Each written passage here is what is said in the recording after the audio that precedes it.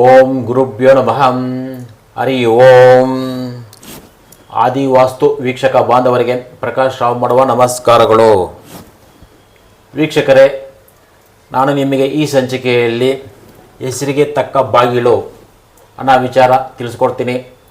ಈಗಾಗಲೇ ನಾವು ಸಾಕಷ್ಟು ಬಾಗಿಲ ವಿಚಾರ ತಿಳ್ಕೊಂಡ್ರಿ.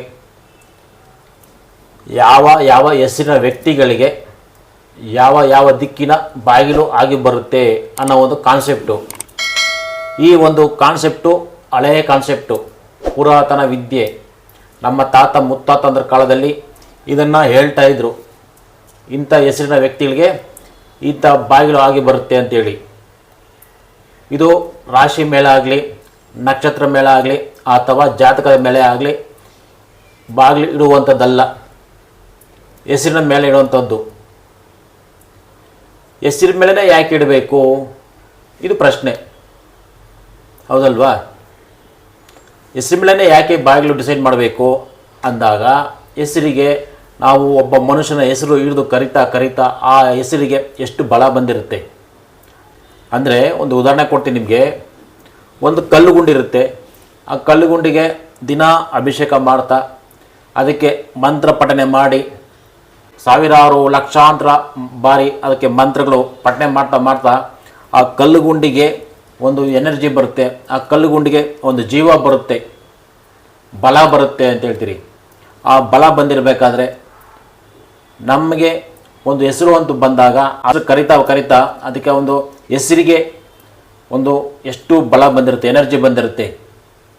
ಜೀವಂತವಾಗಿರುವ ನಮಗೆ ಒಂದು ಹೆಸರು ಹಿಡಿದು ಕರೆದಾಗ ಇನ್ನೆಷ್ಟು ಬಲ ಬಂದಿರಬೇಡ. ಹಾಗಾಗಿ ಆ ಹೆಸರಿನ ಬಲದ ಮೇಲೆ ನಾವು ಬಾಗಿಲನ್ನ ಡಿಸೈಡ್ ಮಾಡೋದು ಯಾವ ರೀತಿ ಅನ್ನೋದನ್ನ ನಾನು ನಿಮಗೆ ತಿಳಿಸ್ಕೊಡ್ತೀನಿ. ಅದೇಗಪ್ಪ ಅಂದರೆ, ಕನ್ನಡ ವರ್ಣಮಾಲೆಯಲ್ಲಿ ಅಕ್ಷರಗಳಿರ್ತವೆ. ಅ ಆ ಇ ಇಂದ ಹಿಡಿದು ಕೊನೆಯದಾಗಿ ಶೇ ಸ ಹ ಲ ಅಕ್ಷರದವರೆಗೂ ನಾವು 8 ವರ್ಗಗಳನ್ನು ಮಾಡ್ಕೊಳ್ತೀರಿ. ಒಂದೊಂದು ದಿಕ್ಕಿಗೆ ಒಂದೊಂದು ವರ್ಗನ ನಾವು ವಿಂಗಡಣೆ ಮಾಡಿ ಹೆಸರಿಗೆ ತಕ್ಕ ಬಾಗಿಲು ಅನ್ನೋದನ್ನು ಡಿಸೈಡ್ ಮಾಡೋದು. ಈಗ ಪೂರ್ವಕ್ಕೆ, ಇದು ಪೂರ್ವದಿಂದ ನಾವು ಸ್ಟಾರ್ಟ್ ಮಾಡ್ತೀರಿ. ಇಲ್ಲಿ ಸೂರ್ಯ ಹುಟ್ಟೋದ್ರಿಂದ ಪೂರ್ವ ಫಸ್ಟು ಮೊದಲನೇದಾಗಿ ತಗೊಳ್ತೀರಿ. ಪೂರ್ವ 1, ಎರಡನೇದಾಗಿ ಅಗ್ನಿ, ಈ ರೀತಿ ಕ್ಲಾಕ್ ವೈಸು. ಮೂರನೇದಾಗಿ ದಕ್ಷಿಣ, ನಾಲ್ಕನೇದಾಗಿ ನೈಋತ್ಯ, 5ನೇದು ಪಶ್ಚಿಮ, 6ನೇದು ವಾಯುವ್ಯ, 7ನೇದು ಉತ್ತರ, 8ನೇದು ಈಶಾನ್ಯ. 8 ವರ್ಗಗಳು ಮಾಡ್ಕೊಂಡ್ರಿ. ಇದರಲ್ಲಿ ನಮಗೆ 1ನೇ ಸ್ಥಾನ, 4ನೇ ಸ್ಥಾನ, 8ನೇ ಸ್ಥಾನ ಇದು ನೀಚ ಸ್ಥಾನ, ಕೆಟ್ಟ ಸ್ಥಾನಗಳು ಅಂತೇಳಿ. ಇದನ್ನು ಬಿಟ್ಟು ನಾವು ಆ ವ್ಯಕ್ತಿಯ ಹೆಸರಿಂದ ಮೊದಲುಗೊಂಡಿರುವಂತಹ ಸ್ಥಾನದಿಂದ 1, 4, 8 ಅದು ನೀಚ ಸ್ಥಾನ ಅಂತೇಳಿ ನಿಮಗೆ ನಾನು ಈಗ ಎಕ್ಸ್ಪ್ಲೈನ್ ಮಾಡ್ತೀನಿ. ಪೂರ್ವದಲ್ಲಿ ಸ್ಟಾರ್ಟ್ ಮಾಡ್ತೀರಿ. ಆ ಆ ಇ ಇಂದ ಸ್ಟಾರ್ಟ್ ಆಗೋದು ಪೂರ್ವದಿಂದ. ಅ ಆ ಇ ಉ ಎ ಔ ಈ ಅಕ್ಷರವುಳ್ಳ ಹೆಸರಿನ ವ್ಯಕ್ತಿಗಳಿಗೆ ಪೂರ್ವ ಮೂಲ ಸ್ಥಾನ ಆಗಿರುತ್ತೆ. ಕ ಕ ಗ ಗ ಈ ಹೆಸರಿನ ವ್ಯಕ್ತಿಗಳಿಗೆ ಆಗ್ನೇಯ ದಿಕ್ಕು ಮೂಲ ಸ್ಥಾನ ಆಗಿರುತ್ತೆ. ಚ ಚ ಜ ದಕ್ಷಿಣ ದಿಕ್ಕು ಮೂಲ ಅಕ್ಷರಗಳಾಗಿರ್ತವೆ.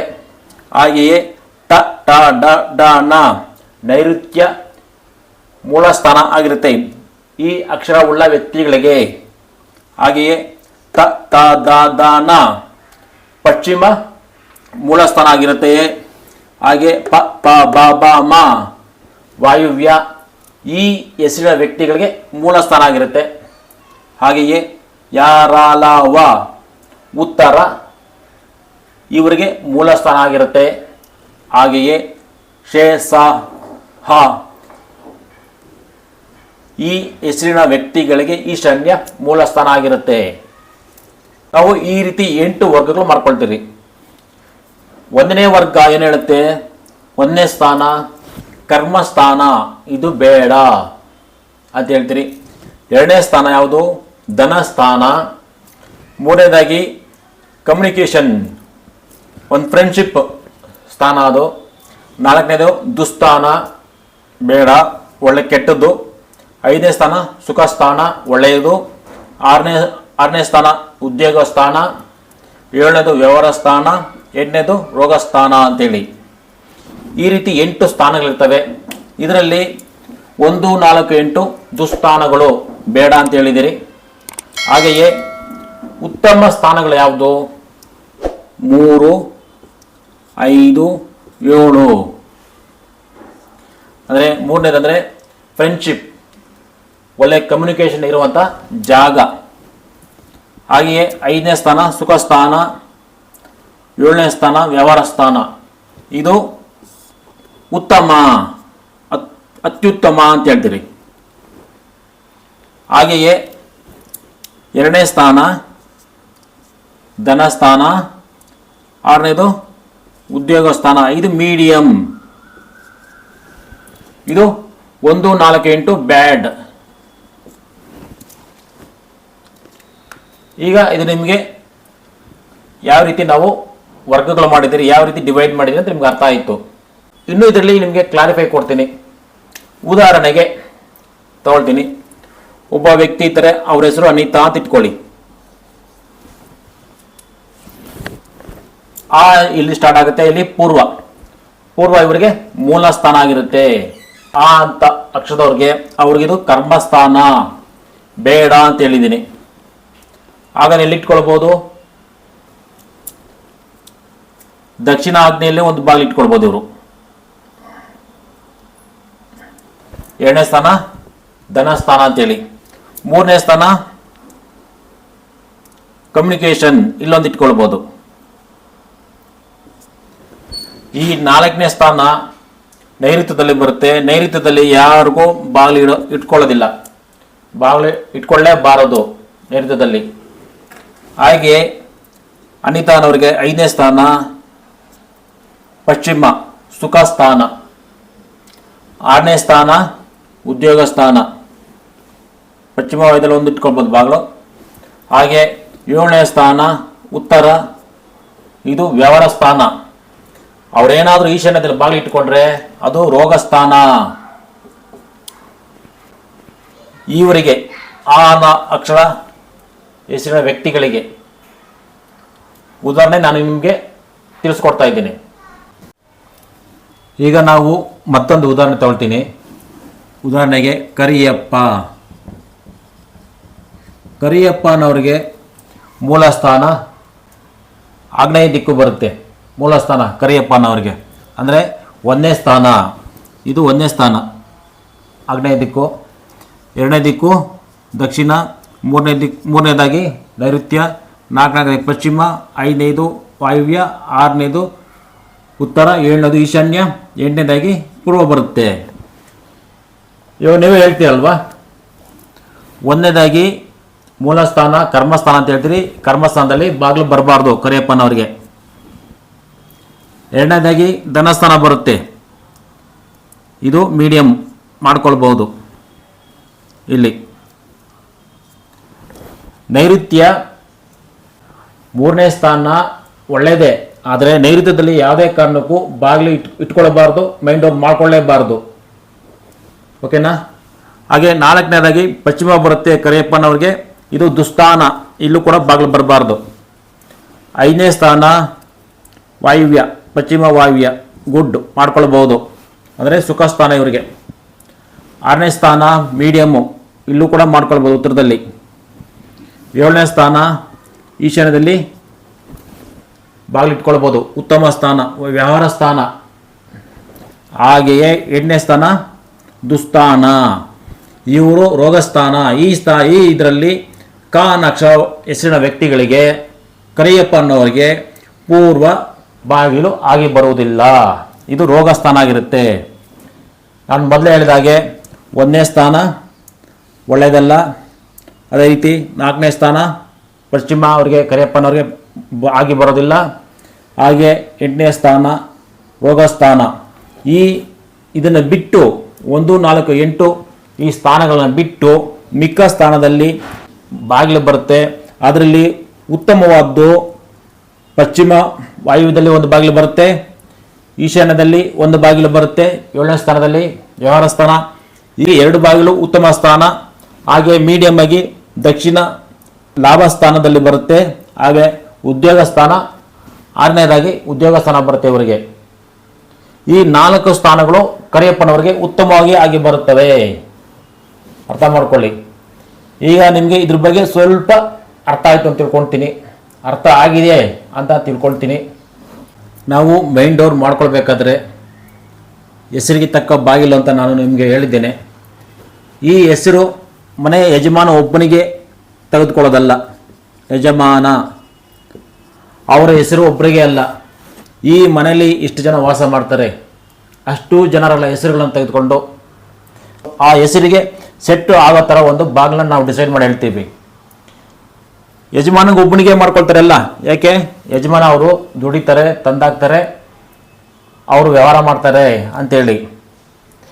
ಮಿಕ್ಕಿದವರು ಮನೆಯಲ್ಲಿ ಆರೋಗ್ಯದಿಂದ ಇರಬೇಕು ಮತ್ತು ನೆಮ್ಮದಿಯಿಂದ ಇರಬೇಕು ಅನ್ನೋದಾದರೆ ಆ ಮನೆಯಲ್ಲಿ ಇಷ್ಟು ಜನ ಇರ್ತಾರೆ ಕರೆಯುವಂಥ ಹೆಸರುಗಳು, ಅಷ್ಟು ಜನದ ಒಂದು ಹೆಸರು ತೆಗೆದುಕೊಂಡು ಕ್ಯಾಲ್ಕುಲೇಷನ್ ಮಾಡಿ ನಾವು ಡೋರ್ ಡಿಸೈಡ್ ಮಾಡಬೇಕು.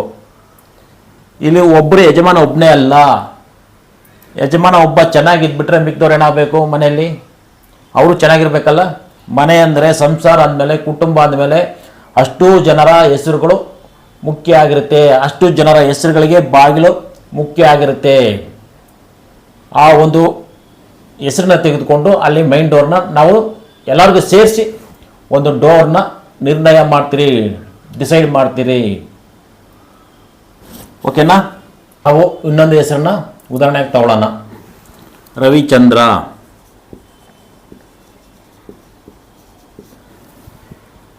ರ ಅನ್ನುವ ಮೂಲ ಅಕ್ಷರ ಉತ್ತರಕ್ಕೆ ಬರುತ್ತೆ. ಅಂದರೆ ಮೂಲ ಸ್ಥಾನ ರ ಅನ್ನೋದು ಉತ್ತರದಲ್ಲಿ ಬಂದ್ರಿಂದ ಇವರು ಉತ್ತರಕ್ಕೆ ಬಾಗಿಲಿಟ್ಕೊಳ್ಬಾರ್ದು. ರ ಅನ್ನೋ ಅಕ್ಷರದವರು ರವಿಚಂದ್ರ. ಎರಡನೇದಾಗಿ ಇವ್ರಿಗೆ ಮೂಲಸ್ಥಾನ ಉತ್ತರ ಆದರೆ ಎರಡನೇದಾಗಿ ಈಶಾನ್ಯ, ಇವರಿಗೆ ಮೀಡಿಯಮ್ಮು, ಇಲ್ಲಿ ಬಾಗಿಲಿಟ್ಕೊಳ್ಬೋದು. ಮೂರನೇ ಸ್ಥಾನ ಎಕ್ಸಲೆಂಟ್, ಯಾವುದು? ಕಮ್ಯುನಿಕೇಷನ್ ಅಂತ ಹೇಳ್ತೀರಿ, ಗೆಳೆತನ, ಒಳ್ಳೆ ಫ್ರೆಂಡ್ಶಿಪ್ ಆಗಿರ್ತಾರೆ, ಇಲ್ಲಿ ಬಾಗಿಲು ಇಟ್ಕೊಂಡ್ರೆ ಮೂರನೇ ಸ್ಥಾನದಲ್ಲಿ. ನಾಲ್ಕನೇ ಸ್ಥಾನದಲ್ಲಿ ಇಲ್ಲಿ ಬಾಗಿಲು ಇಟ್ಕೊಳ್ಳೇಬಾರದು, ದುಸ್ಥಾನ. ಐದನೇ ಸ್ಥಾನ ದಕ್ಷಿಣ, ಇವರಿಗೆ ಸುಖ ಸ್ಥಾನ. ಆರನೇ ಸ್ಥಾನ ನೈಋತ್ಯ, ದುಸ್ಥಾನ. ಏಳನೇ ಸ್ಥಾನ ಪಶ್ಚಿಮ ಬಂದಿರೋದ್ರಿಂದ ಇದು ಒಳ್ಳೆಯ ಸ್ಥಾನ, ಎಕ್ಸಲೆಂಟ್ ಅಂತ ಹೇಳ್ತೀರಿ, ವ್ಯವಹಾರ ಸ್ಥಾನ. ಹಾಗೆ 8ನೇ ಸ್ಥಾನ ವಾಯುವ್ಯದಲ್ಲಿ ರೋಗ ಸ್ಥಾನ, ಇಲ್ಲಿ ಬಾಗಿಲು ಇಟ್ಕೊಳ್ಳೇಬಾರ್ದು ಇವರು.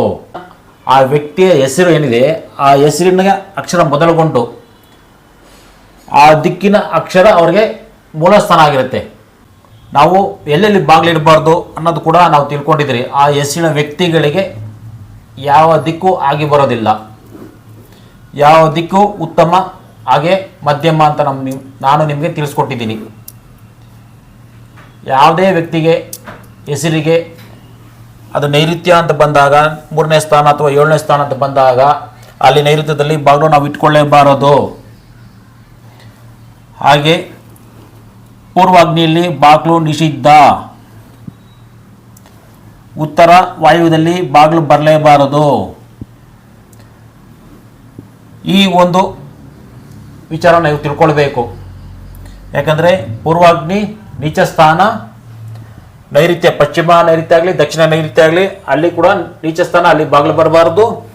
ಹಾಗೆಯೇ ಉತ್ತರ ವಾಯುವ್ಯದಲ್ಲಿ ಕೂಡ ಬಾಗಿಲು ನಾವು ಇಟ್ಕೊಳ್ಳೇಬಾರದು. ಇದು ಮುಖ್ಯವಾಗಿ ನಾವು ತಿಳ್ಕೊಳ್ಬೇಕಾಗಿರೋಂಥದ್ದು.